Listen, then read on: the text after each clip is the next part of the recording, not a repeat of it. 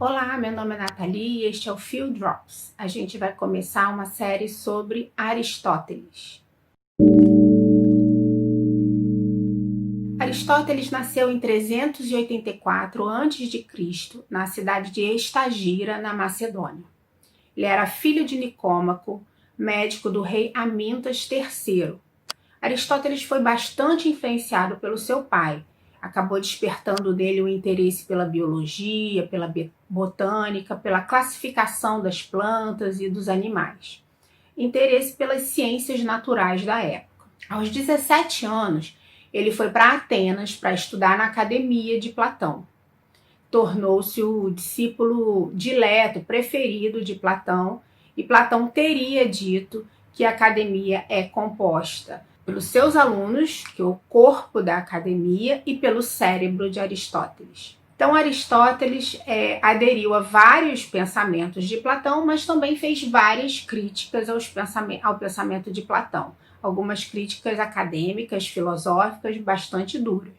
Depois a gente vai ver essas críticas. Quando Platão morreu, em 347 a.C., Aristóteles tinha expectativa de se tornar o sucessor de Platão. Ele estava com 37 anos e atuava na academia como professor.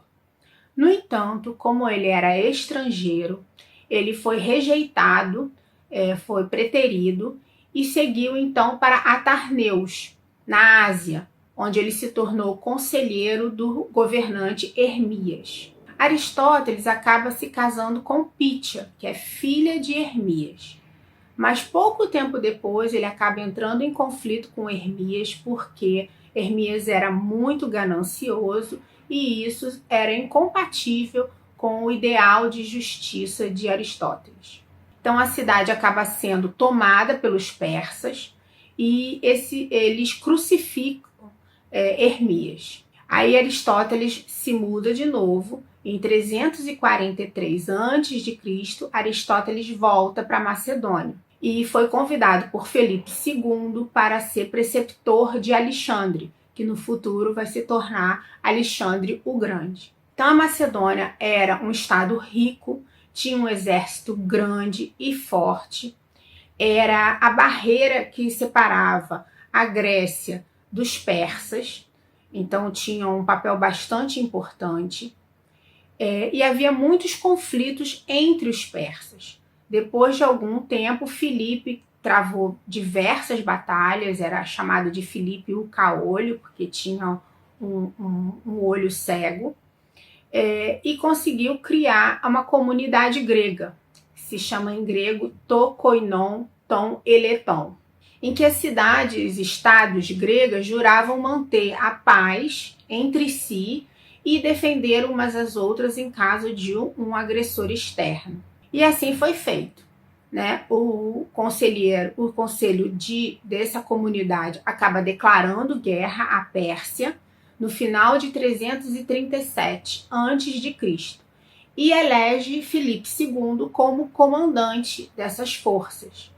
Filipe foi ferido 7 vezes em batalha, mas acaba sobrevivendo. E aí ele se casa de novo, que gerou um grande conflito com Alexandre e a sua mãe, que era uma pessoa de personalidade muito forte. Então, segundo Aristóteles, Filipe acaba sendo assassinado por Pausânias porque não fez nada quando descobriu que Pausânias havia sido violentado pelos homens de Átalo. E aí Pausânias é sentenciado à morte e o seu cadáver é crucificado. Acreditava-se que se tratava, na verdade, de uma conspiração que incluía e que podia atingir, inclusive, Alexandre.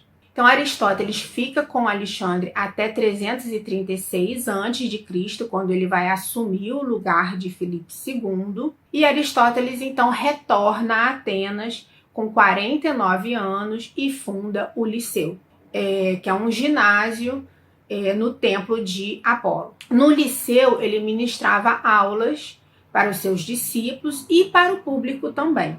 Aristóteles é considerado o pai da lógica, o precursor da biologia, da psicologia, estudava moral, ética, retórica.